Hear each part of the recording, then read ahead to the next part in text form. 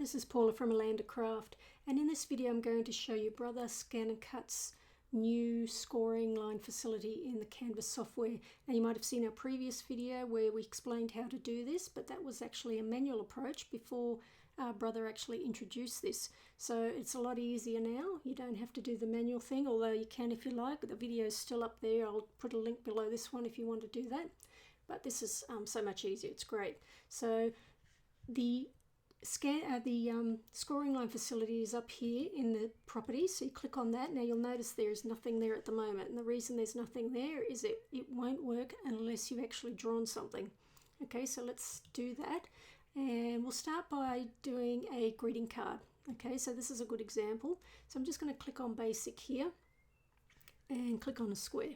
Now a greeting card is generally around 11 by 8.5, so I'm just going to click on the properties tab at the top here, and I'm going to change the dimensions. So I'm just going to uncheck this box, and I'm going to change that to 8.5, and then this one over here to 11.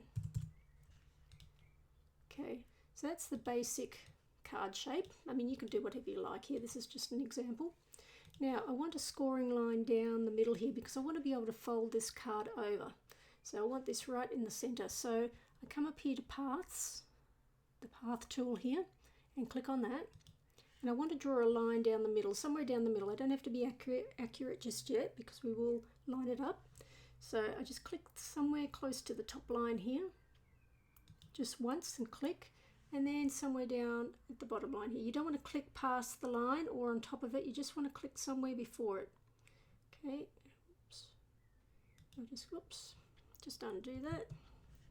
Try again, because my mouse just got a little bit funny there, so let's try again. We'll click there and there. Alright, and if you notice, if you don't click again, you're going to get this sort of problem where you think, well, how do I stop it from doing that? All you need to do is click on that blue dot again. So you just click one more time and that'll seal it up. See, now while it's highlighted, you want to come up to properties, click on that, come down to the dash pattern here. Okay, and we click the little drop down, and this is where your scoring lines are. So you can choose whichever one that suits you. I'll just go with this top one for this. Okay, some might look better to you than others, and you know, it's just practice with these. Try a few different ones. Okay, so there's the scoring line there. Now I want to center it. So to center it, I need to highlight this outline and the scoring line together.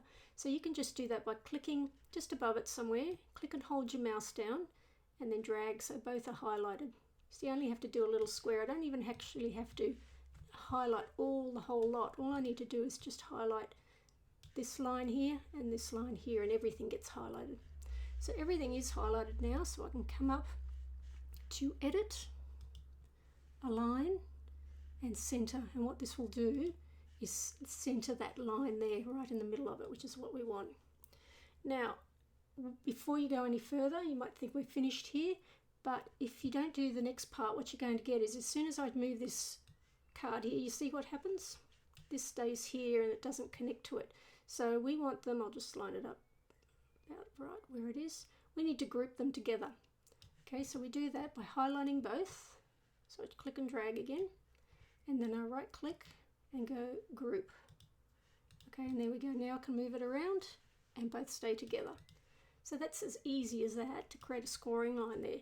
So I'll just delete that one for the moment, and I'll show you what else you might want to do. If you want to add scoring lines to any of the shapes here, you can do that. So here's a shape here. All I need to do is come up here, come to the dash pattern and click, and you'll see it does the line all the way around the edge there. So I'm not sure in what application you might want to do that, but just know that it's there. And you can do that to any of the shapes in here, the borders, whatever you like really, it doesn't really matter. So I'll just choose one here, for instance. Let's get rid of that one.